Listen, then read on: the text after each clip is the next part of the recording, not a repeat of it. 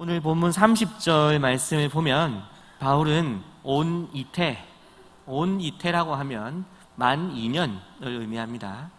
만 2년 동안 어떤 셋집에 머물게 됐다라고 얘기하고 있습니다.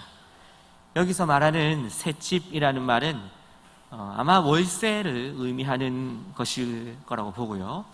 또 머물렀다는 것은 월세를 구해서 로마에서 이렇게 잘 먹고 잘 살았다 이런 의미가 아니라 월세를 내면서 가택연금을 당했다 이런 것을 의미하게 됩니다. 다시 말해서 바울은 2년 동안 자신이 머물고 있을 집에 대한 월세를 지불하면서 거기에 구금이 되어 있었다는 것을 지금 기록하고 있다는 것입니다. 학자들은 바울이 원래 가지고 있던 기술이 한 가지 있었는데 그게 뭔지 혹시 아십니까? 네, 장막, 텐트 만드는 일이죠.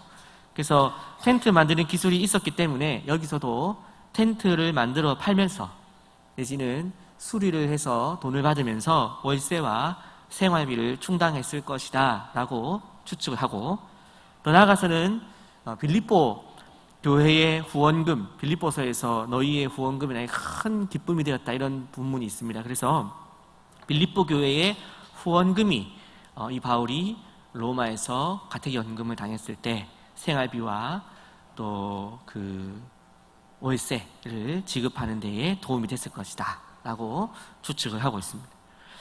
바울은 경비병 한 사람만 딸린 채 이 가택에 연금되게 됐는데요. 이것은 좀 뭐랄까요? 부당한 처사일까요? 아니면은 좀 이렇게 혜택을 받은 걸까요? 막 유대인이라서 이렇게 좀 남들보다 처사를 좀 덜 받은 걸까요? 아니면은 유대인임에도 불구하고 좀 혜택을 받은 걸까요? 혜택을 받은 것입니다. 관대한 조치를 받았습니다. 관례상 황제에게 재판을, 지금 이제 가이사를 보러 온 것이잖아요.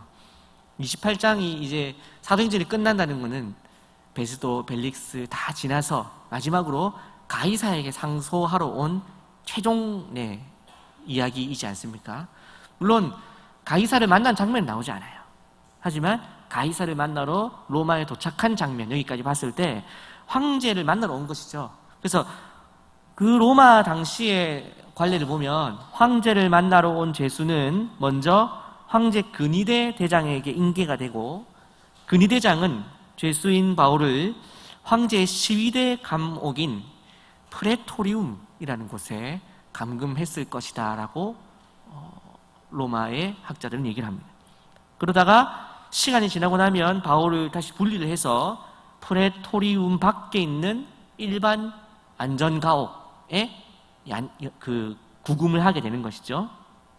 이렇게 됐을 때 군인에 의해서 따로 감시를 받으면서 프레토리움 밖에 있는 셋집에서, 물론 자기가 돈을 내야 되지만 자유롭게 생활하는 것은 굉장히 관대한 처우를 받았다라고 보는 것이 맞습니다. 왜 바울이 관대한 처우를 받았는가에 대해서는 역시 학자들은 총독 베스도가 써준 호의적인 조서가 있었을 것이다 라고 보고요. 베스도가 그래도 바울에게 성경의 이야기를 배우고 또 감명도 받고 그렇게 했지 않습니까? 그러면서 특히 베스도가 바울에게 너는 무죄하다라는 얘기도 했었습니다. 그런 점에서 볼 때 베스도가 조서를 잘 꾸며줬을 것이고, 또 바울을 호송했던 백부장 율리오라고 하는 사람이 바울에 대해서 보고서를 썼을 텐데 그때도 호의적으로 썼을 가능성이 높다라는 것입니다. 여기서도 사실 이 장면에서도 우리가 도전받을 것들이 있는데 요거는 뒤에서 다시 얘기를 하고요. 관대한 처우를 받았다 할지라도 어쨌든 죄수의 신분으로 가택연금이 돼 있다, 그것은 제한적이고 좀 불편한 점이 없지 않아 있었을 것입니다. 아무리 관대한 처우를 받아도, 무슨 말씀인지 아시죠? 여러분을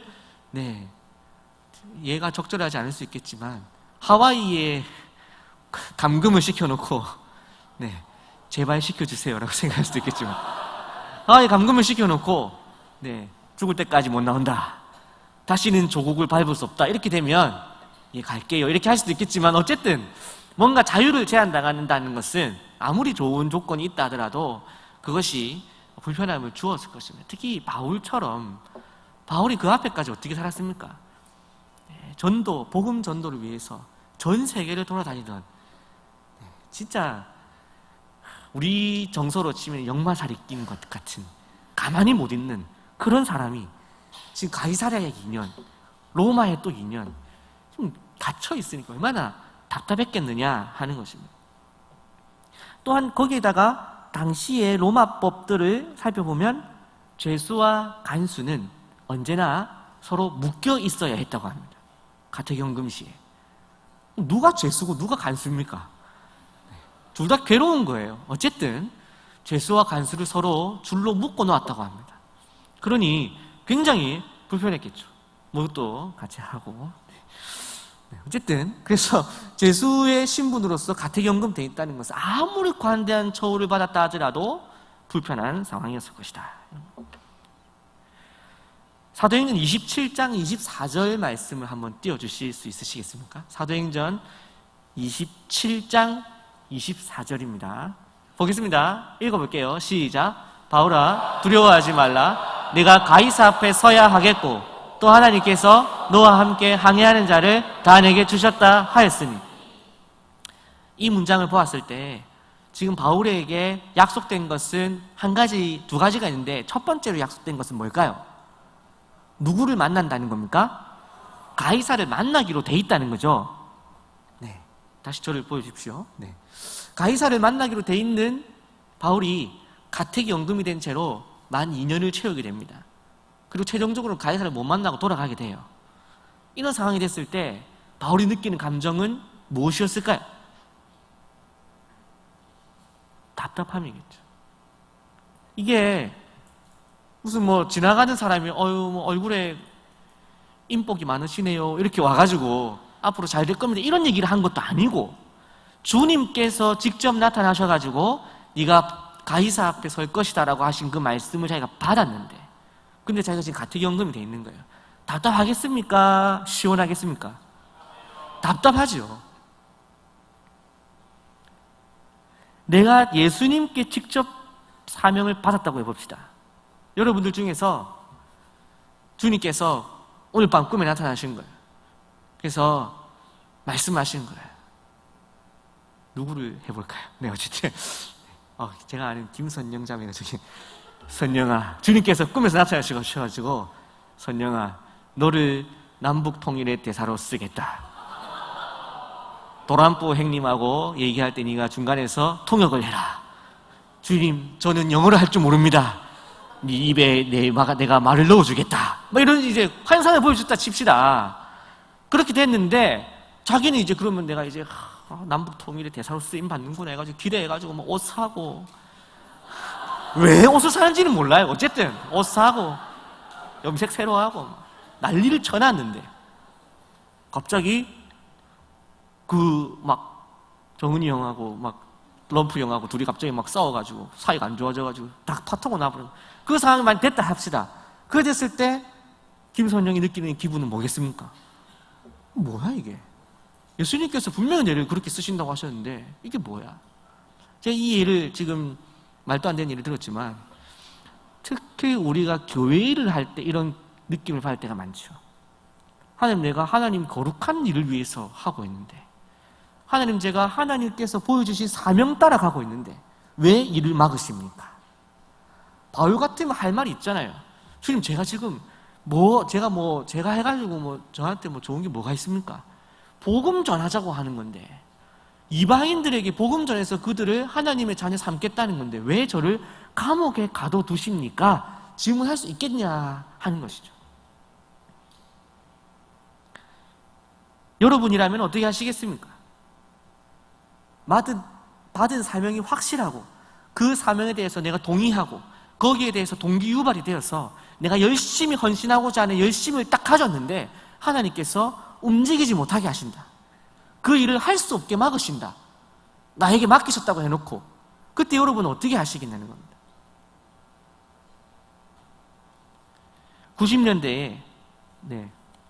90년대를 혹시 아실지 모르겠습니다.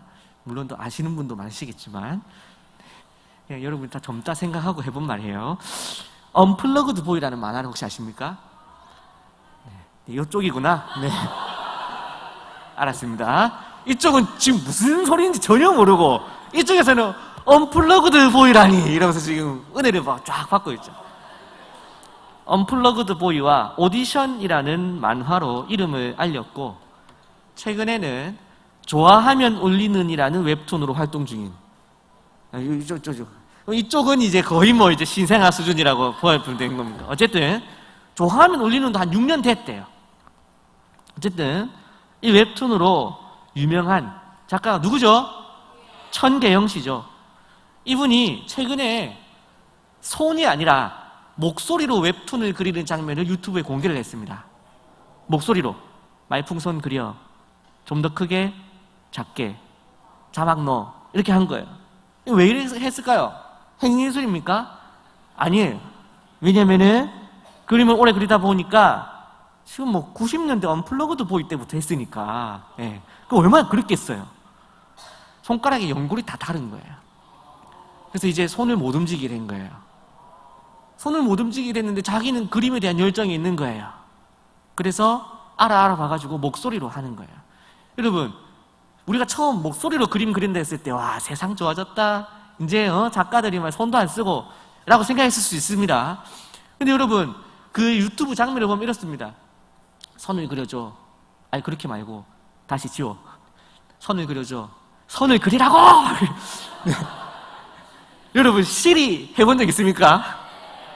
시리야 불러가지고 아내한테 전화해. 아니, 엄마 말고! 막 이런 거. 아이폰에 자동 완성 기능을 사용해 본 적 있습니까? 네. 큰일 납니다. 이게 기계라고 하는 것이 우리의 손의 그 정교함을, 물론 앞으로 인공지능이 또 로봇이 더 발달되면 잘할 수도 있겠지만 내 안에 있는 창작을 대신해 주기는 얼마나 어렵겠습니까? 그런데 이 만화를 목소리로 그렸다는 거는 더 편해지기 위함이 아니라 잇몸으로 밥을 씹고 있는 거예요. 만화를 향한 열정 때문에 손을 쓸 수 없는 상황에서도 그림을 그리고 있는 것이죠. 여러분이라면 어떻게 했을까요? 손가락 연골이 딱 없어졌어요. 시험 공부 딱 하려 했는데 공부를 딱 하려고 하는데 손가락 연골이 진짜 요만큼 다친 거예요. 손가락이 약간 아픈데 안 해. 내가 공부하려고 하면은 막 몸에 열이 나고 막 더 잘 돼야지. 감이 아파. 공부 안 해.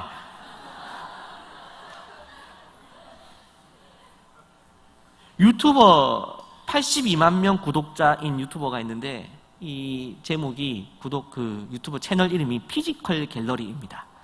네, 또 이쪽이 전반적으로 많이 올드하네요. 네, 어쨌든 피지컬 갤러리라고 하는 유튜버가 있는데 이 사람 UDT 출신인데 운동을 좋아하고 운동 방법에 대해서 이렇게 많이 알려주고 있어요. 그래서 이제 사람들의 많은 반응을 이끌고 자기가 운동하는 영상을 이렇게 늘 올리고 있는데 지난 올해 5월 19일에 이 사람이 이사를 하다가 발가락이 부러졌습니다. 이 유튜버가 자기가 이제 막 이거 운동하는 거 올려야 되는데 그 사람들이 아이고 내일 이제 휴방이겠네 했는데 영상이 올라온 거예요. 어떻게 올라왔느냐? 휠체어에 뭘 묶어놓고 이걸 하는 거예요. 이거를 휠체어를 탄 채로 매달려 있는 거야. 사람들이 보면서 미쳤어. 기부스를 했는데 그래서 의사가 그 영상을 보고는 연락이 와가지고 그냥 풀어줄게. 어차피 네가 기부스 하고 있으면 더 다칠 거 뻔하고 기부스 풀어놔야 네가 차에 낫겠다 했다는 겁니다. 그래서 이 유튜버가 뭐라고 얘기했냐면 다리를 다치면 상체를 조지면 된다.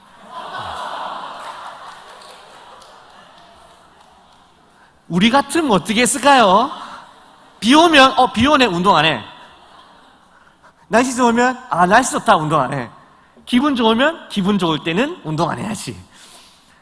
우리는 어떻게든지 안 할 이유, 못 할 이유, 안 되는 이유를 찾아내기 빠르죠.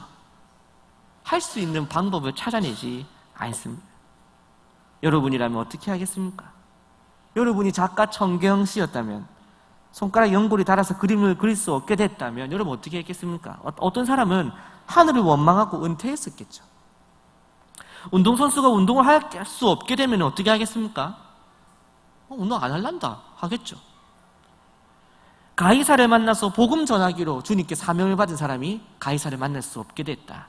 여러분 같으면 어떻게 하겠습니까? 내가 하고 싶어서 한 것도 아니고 주님께서 시켜서 가이사 만나러 왔더니 그 험한 유라굴로 광풍까지 이겨내고 왔더니 한다는 것이 가택연금이야? 열 받겠습니까? 안 받겠습니까? 이거는 우리의 감정으로 생각해보면 이건 말이 안 되는 거예요.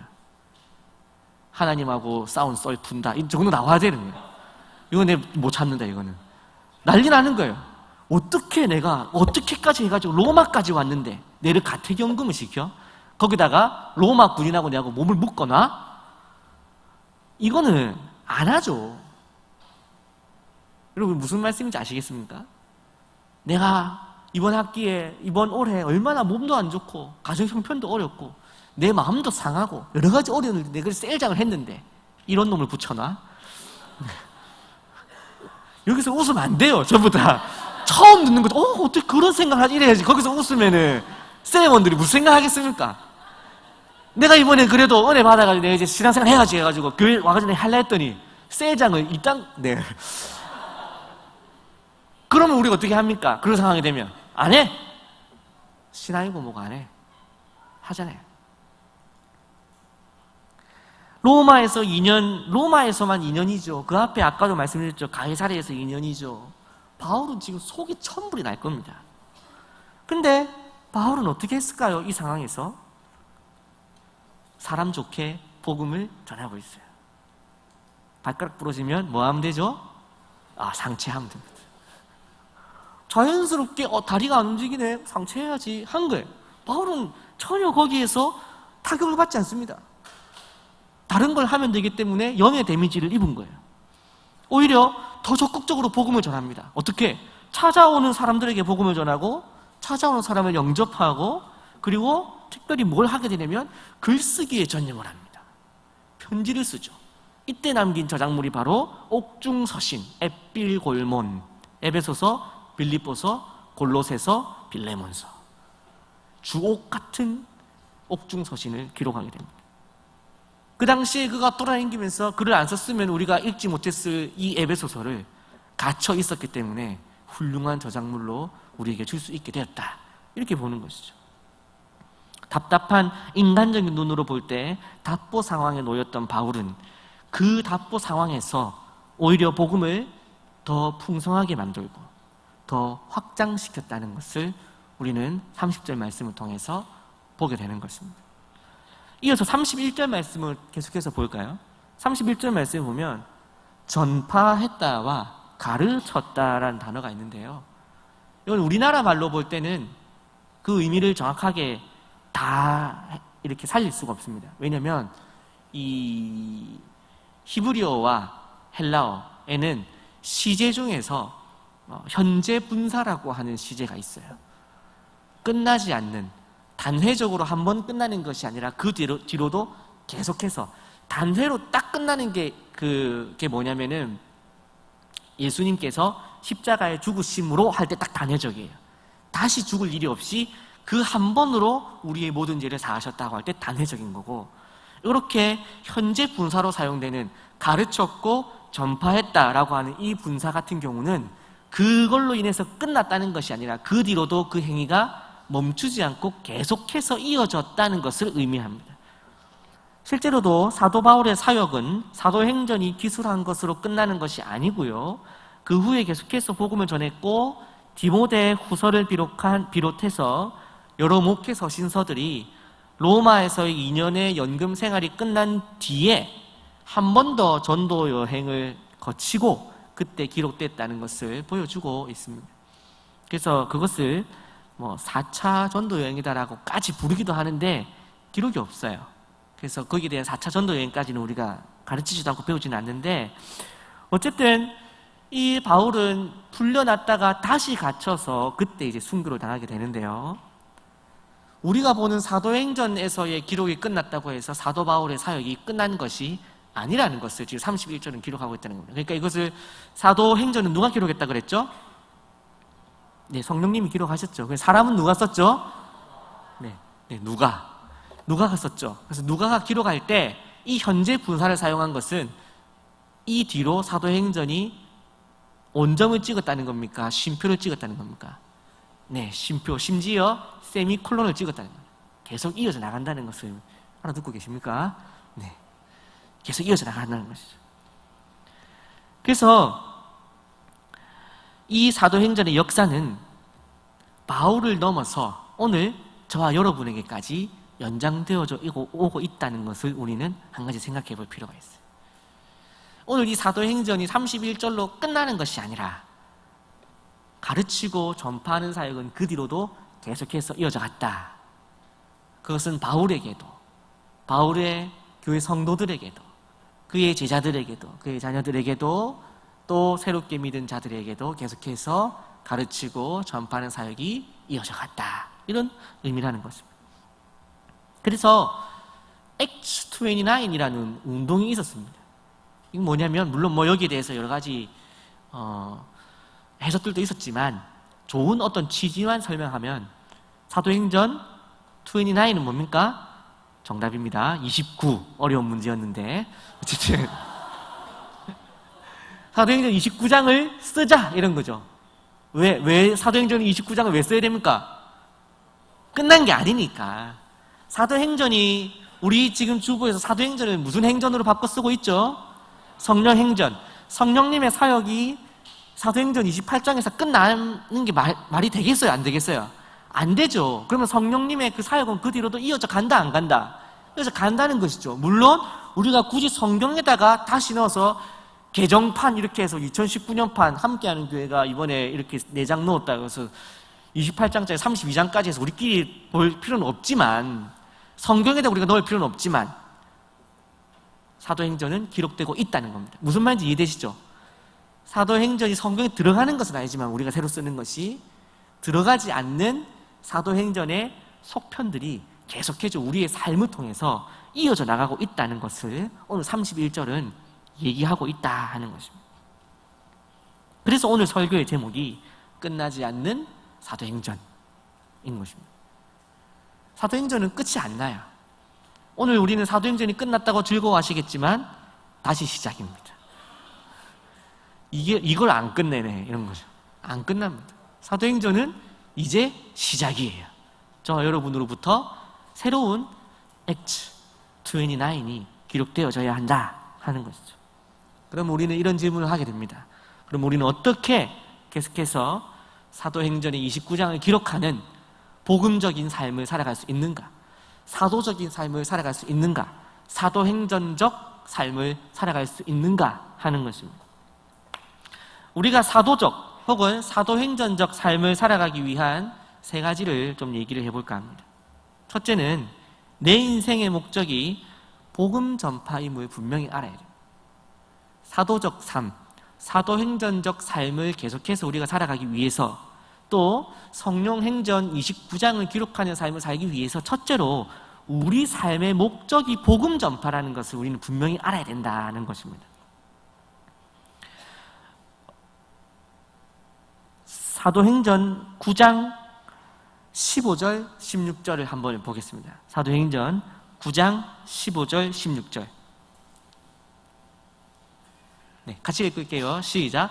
주께서 이르시되 가라. 이 사람은 내 이름을 이방인과 임금들과 이스라엘 자손들에게 전하기 위하여 택한 나의 그릇이라. 그가 내 이름을 위하여 얼마나 고난을 받아야 할 것을 내가 그에게 보이리라 하시니. 아멘. 누구 얘기입니까? 바울 얘기예요. 바울에 대해서 하나님께서 바울의 인생을 정해주고 계세요. 바울의 인생은 뭡니까? 복음 전도자의 삶이에요. 바울은 이것을 분명히 알았어요.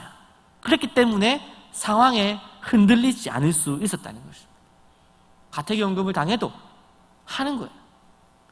피지컬 갤러리의 유튜버가 다리를 다쳐도 나는 어차피 운동하는 사람이니까 상체를 하면 돼. 너무 편안하게 상체를 하는 것처럼 우리가 어떤 상황 때문에 내가 가이사를 만나기로 되는데 가이사를 못 만나. 그렇기 때문에 우리는 지금 계속 하는 말씀을 이해하셔야 돼요.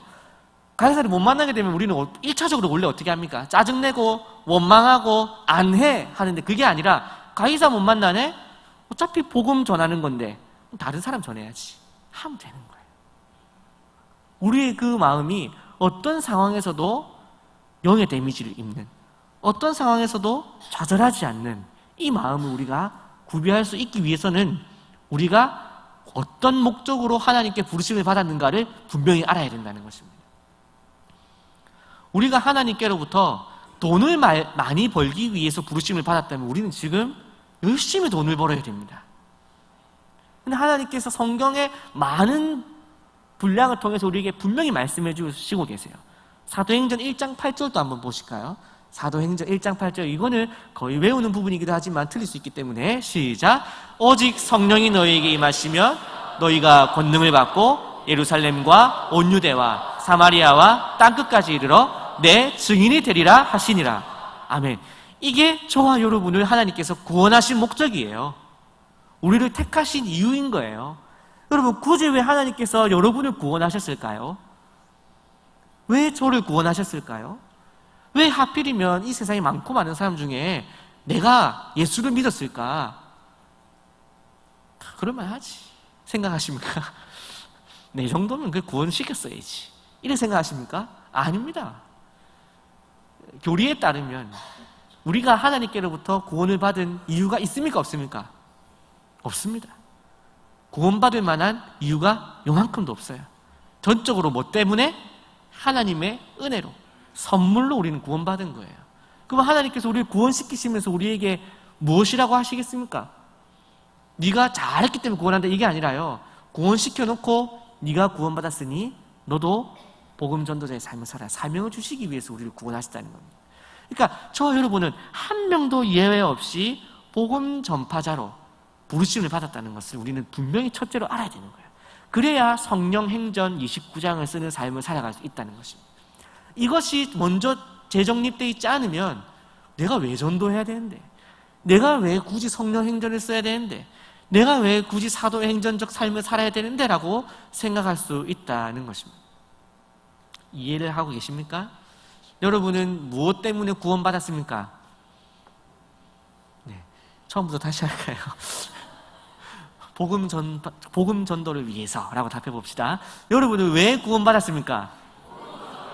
네, 복음 전도를 위해서. 복음을 위해서 여러분은 구원을 받았다는 것을 기억하시기 바랍니다. 이것을 다시 한 번 더 강조하기 위해서 마태복음 28장 18절에서 20절도 같이 한번 읽어보겠습니다. 마태복음 28장 18절에서 20절. 우리가 너무 잘 아는 복음의 사명을 주시는 세 개를 지금 찾아본 거예요. 하나는 사도행전 9장이었고 또 하나는 사도행전 1장이었고 마지막은 바로 이거죠. 읽겠습니다. 시작. 예수께서 나와 말씀하여 이르시되 하늘과 땅의 모든 권세를 내게 주셨으니. 넘겨주세요. 그러므로 너희는 가서 모든 민족을 제자로 삼아 아버지와 아들과 성령의 이름으로 세례를 베풀고 내가 너희에게 분부한 모든 것을 가르쳐 지키게 하라. 볼지어다 내가 세상 끝날까지 너희와 항상 함께 있으리라 하시니라. 아멘. 우리는 한 명 예외 없이 복음 전파자로 부르심을 받은 줄로 믿으시기 바랍니다. 혹시 복음 전파자로 선교 나갈까봐 요때 아멘 안 하신 분들, 어떻게든 쓰임 받을 겁니다. 자, 두 번째로 사도적인 삶, 또 사도행전적인 삶을 우리가 계속해서 살아서 사도행전 29장을 쓰는 삶을 살기 위한 두 번째는 방해물이나 답답한 상황이 올 때 좌절하지 말고 계속 나아가야 한다는 것입니다. 우리가 사도행전적인 삶을 살기 위해서 첫째는 목표를 분명히 알아야 된다 그랬죠. 우리가 복음 전파자로 부르심을 받았다는 것을 분명히 알자라고 했죠. 두 번째는 이 복음 전파자의 삶을 살아갈 때 방해물이나 답답한 상황이 올 때 좌절하지 말자는 것이에요. 오늘은 성경을 좀 많이 읽습니다. 고린도후서 11장 23절에서 27절, 좀 길거든요. 그래도 제가 너무 좋아하는 말씀이에요. 여러분들이 좀 이렇게 내 나중은 창대하라 이런 거 말고 이 말씀을 집에다가 붙여놓는 사람이 있기를 축복합니다. 아멘 했습니다. 고린도후서 11장 23절에서 27절 다 같이 읽겠습니다. 시작. 그들이 그리스도의 일꾼이냐 정신없는 말을 하거니와 나는 더욱 그러하도다. 내가 수고를 넘치도록 하고 옥에 갇히기도 더 많이 하고 매도 수없이 맞고 여러 번 죽을 뻔하였으니 유대인들에게 40에서 하나 감한매를 5번 맞았으며 3번 태장으로 맞고 한 번 돌로 맞고 3번 파선하고 일주야를 깊은 바다에서 지냈으며 여러 번 여행하면서 강의 위험과 강도의 위험과 동족의 위험과 이방인의 위험과 시내의 위험과 광야의 위험과 바다의 위험과 거짓 형제 중의 위험을 당하고 또 수고하며 애쓰고 여러 번 자지 못하고 줄이며 목마르고 여러 번 굶고 춥고 헐벗었노라. 아멘. 네, 아멘을 왜 안 하십니까? 아멘. 시큰둥하네요. 이런 상황이 와도 바울은 좌절을 안 했다는 거예요. 왜요? 복음 전파자로 하는데 이런 과정이 당연히 있을 것이라고 알고 있었고 이 과정을 즐겼던 거예요. 약간 이상한 사람이에요.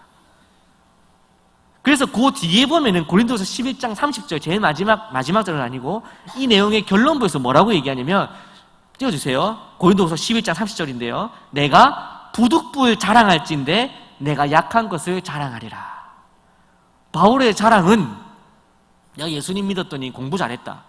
내가 예수님 믿었더니 공부 안 했는데 4.5 받았다. 내가 예수님 믿었더니 그냥 아무 때나 넣었는데 합격했다. 이게 아니고요. 또들어 맞고 욕먹고 배만 타면 파선을 해. 고향만 가면 고향 사람들이 와가지고 막 때려. 이방인들 가면 이방인들도 때려. 40대 맞으면 죽는데 39대 때리고 쉬었다가 다시 39대 때리고 쉬었다가 그걸 5번 맞아요. 이 정도면 너무한 거 아닙니까? 바울은 그냥 이게 자기의 훈장인 거예요. 복음 때문에 받은 고난이 자기의 기쁨이자 자랑이다. 이렇게 얘기하고 있다는 것입니다. 사도행전적 삶을 살기 위해서 우리가 사도행전 29장을 쓰는 삶을 살기 위해서 우리는 방해물이나 답답한 상황이 닥쳐올 때에 특히 복음을 위해서 걸어갈 때 이런 어려움들이 만날 때마다 우리는 좌절하지 말고 더 담대히 더 기쁨으로 걸어가야 하는 줄로 믿습니다. 여기에서 더해서 31절을 보면 이 가택연금 기간에 하나님 나라에 대해서 바울은 담대하고 거침없이 가르쳤다고 하거든요. 거침없이.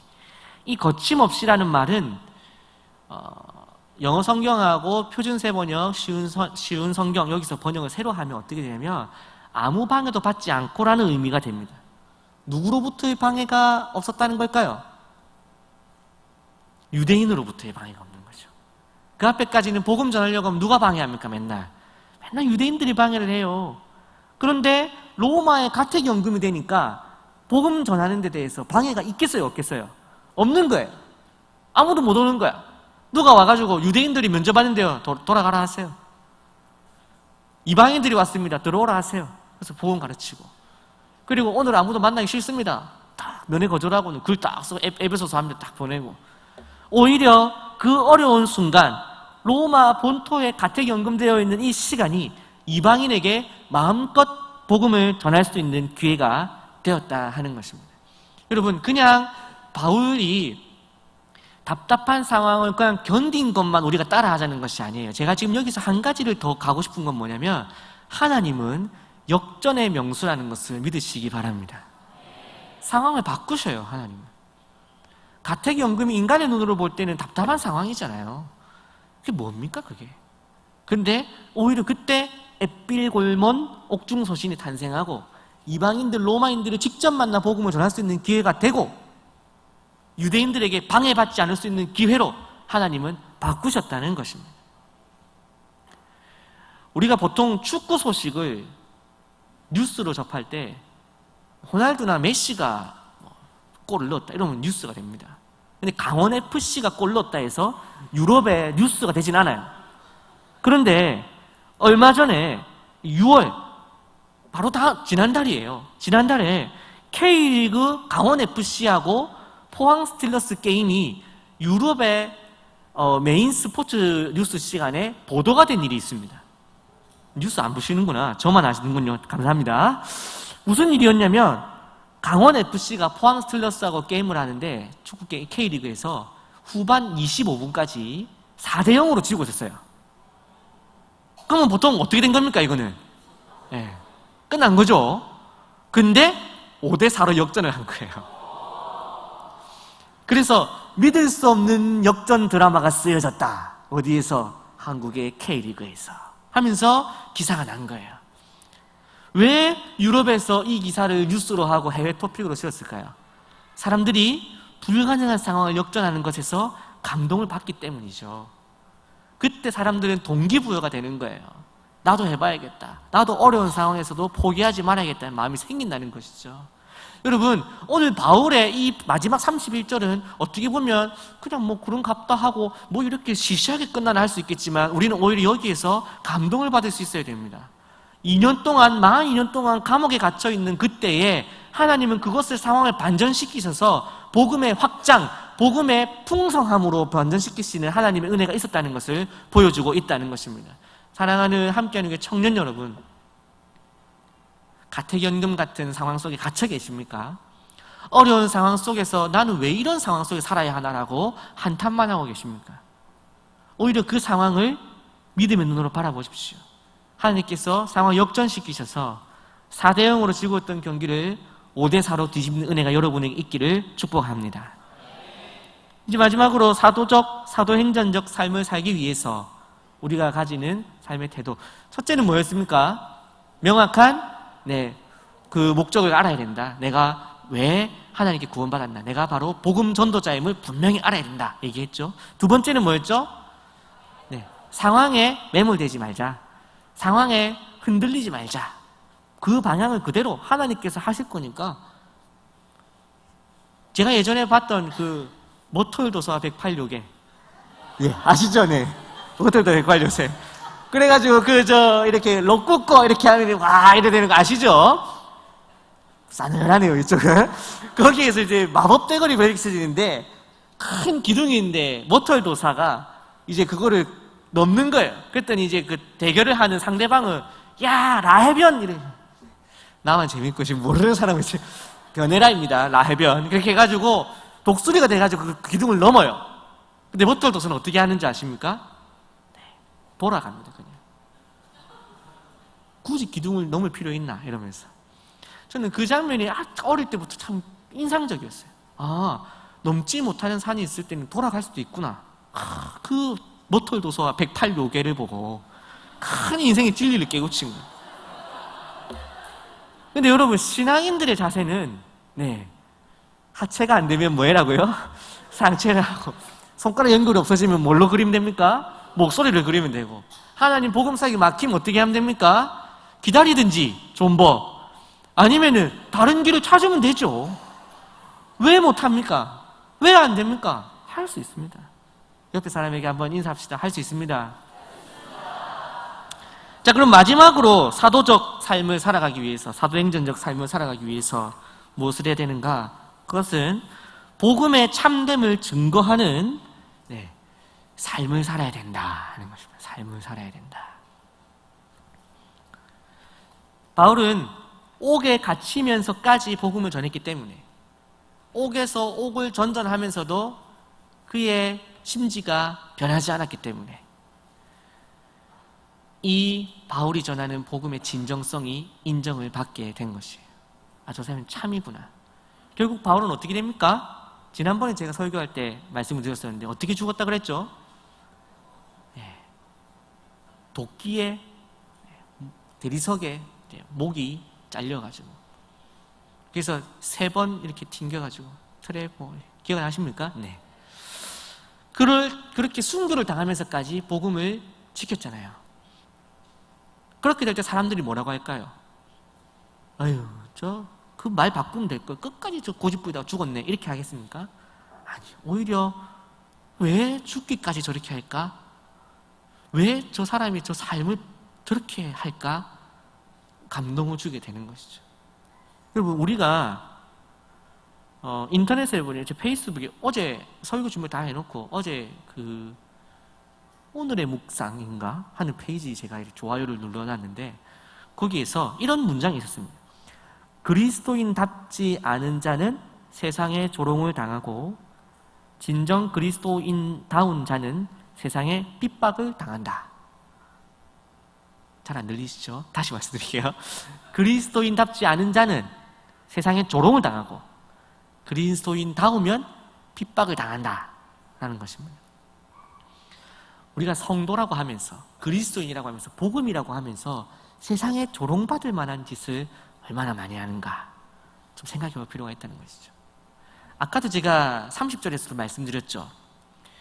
자기에게 오는 사람을 다 영접하고 또 이 셋집에 들어가게 될 때 이 관대한 상황에 들어갈 수 있었던 이유가 두 명의 도움이 있었다 그랬죠. 누구라 그랬죠?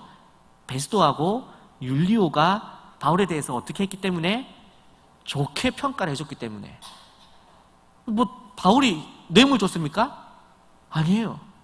바울은 그 베스도하고 율리오에게 어떤 사람입니까? 바울은 베스도한테는 죄수, 율리오한테는 호송죄수. 그런데 율리오한테 물어본 거예요. 바울 어떤 사람이고? 강직하고 사람이 괜찮습니다. 사람이 참 훌륭한 사람입니다. 제가 그 사람의 메시지를 동의하기는 어려울지 몰라도 그 사람은 참 괜찮습니다. 베스도가 글을 보낸 거예요. 가이사한테 편지를 보낼 때 이 사람은 지금 이런 사건 때문에 유대인들에게 고소를 당했지만 이런 일을 당할 사람은 아닌 것 같습니다. 선처를 베풀어야 됩니다. 이게 그리스도인이에요. 이게 복음 들고 살아가는 사람이 받아야 될 평가인 거예요. 마태복음 5장 16절 한번 읽어볼까요? 마태복음 5장 16절 시작. 이같이 너희 빛이 사람 앞에 비치게 하여 그들로 너희 착한 행실을 보고 하늘에 계신 너희 아버지께 영광을 돌리게 하라. 저는 그리스도인답지 않은 자는 세상의 조롱을 당하고 참된 그리스도인은 세상에 핍박을 당한다. 이 뒤에다가 그리고 성도가 성도다움 때문에 박해를 받으면 하나님께서 영광을 받으신다라는 문장을 덧붙이고 싶어요. 무슨 말씀인지 아시겠습니까? 우리가 우리의 삶으로 복음을 증명해내지 못하면, 복음의 능력을 보여주지 못하면 어떤 좋은 메시지를 가지고도 그 복음의 진정성을 입증해낼 수가 없다는 것을 기억할 필요가 있다는 것입니다. 삶이 뒷받침돼 주지 않으면 결코 진정성이라고 하는 것을 제시할 수가 없는 거예요. 근데 여러분, 아까 이제 앞에 얘기했던 그리스도인다우면은 세상에 핍박을 당한다 이런 얘기를 했잖아요. 이렇게 한번 반문을 해보고 싶습니다. 대한민국에서 아니면 여러분의 삶에서 믿음 때문에 아니면 그리스도인이기 때문에 박해받는 일이 있으십니까? 박해받을 만한 일이 있을까요? 사실 없습니다. 여러분, 요즘에 예수 잘 믿는다고 누가 와가지고 뭐라 할까요? 아니요. 우리는 어지간해서는 복음 때문에 박해받을 가능성이 적어요. 그걸 받기 어렵습니다. 그것보다 우리가 먼저 해야 되는 거는 복음을 들고 조롱당하는 일부터 안 당해야 되는 거예요. 제일 문제는 지금 복음을 가지고 있다는 사람이 세상도 안 하는, 제가 지난번에도 말씀드렸던 세상도 안 하는 모습을 보여줄 때 복음이 훼손되고 복음의 메시지가 깨어지게 된다는 것을 우리는 기억해야 한다는 것입니다. 그래서 먼저는 복음을 조롱당하지 않게 해야 되고 그 다음으로 우리가 해야 되는 것은 무엇이겠습니까? 복음 때문에 손해보고 복음 때문에 박해받고 복음 때문에 손가락질 받을 수 있는 삶을 살아가는 저 여러분 될 수 있기를 축복합니다. 마태복음 5장 11절과 12절 말씀을 한번 보겠습니다. 마태복음 5장 11절과 12절입니다. 읽겠습니다.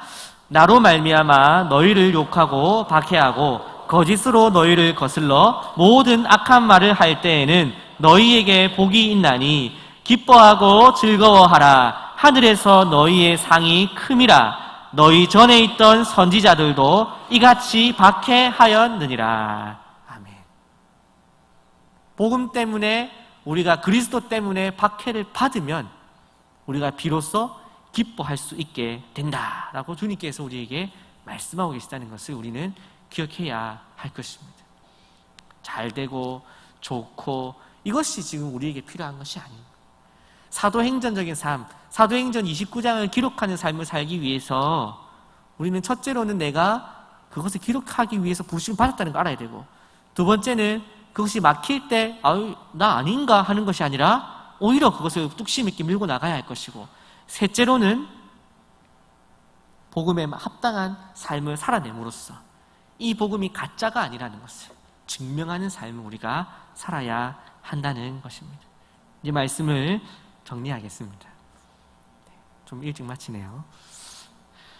바울은 옥에 갇힌 채로 복음을 전했습니다. 갇힌 곳에 사람들을 불러들였고 가지 못하는 곳에는 편지를 써서 보냈습니다. 우리는 상황과 환경을 탓하면서 맡은 사명을 직무유기하고 있지는 않았나 스스로 한번 돌아볼 수 있기를 바랍니다. 바울은 그 상황 속에서도 그 상황을 바꿔가며 그 상황에 합당한 할 수 있는 일을 했다는 것을 우리가 기억하면서 가택연금됐다고 복음 못 전하는 것이 아님을 보여주었듯이 현재 나에게 속해 있는 그 상황을 어떻게 하면 하나님 쓰이는 일에 나아갈 수 있을까 고민하고 나아갈 수 있는 우리가 될 수 있으면 좋겠습니다. 그리고 바울의 사역은 오늘도 계속되고 있었습니다. 기록된 역사로 끝난 것이 아니라 우리의 삶에서 계속해서 기록하라고 우리에게 제안하고 있습니다. 그래서 우리는 어떻게 사도행전적인 삶을 살아갈 것인가 3가지로 정리를 했었죠. 복음 전파가 나의 사명임을 확인하고 환경에 좌절하지 말고 오히려 복음 때문에 받게 되는 핍박을 사모하는 삶을 살아가는 저와 여러분 될 수 있기를 주님의 이름으로 축복합니다.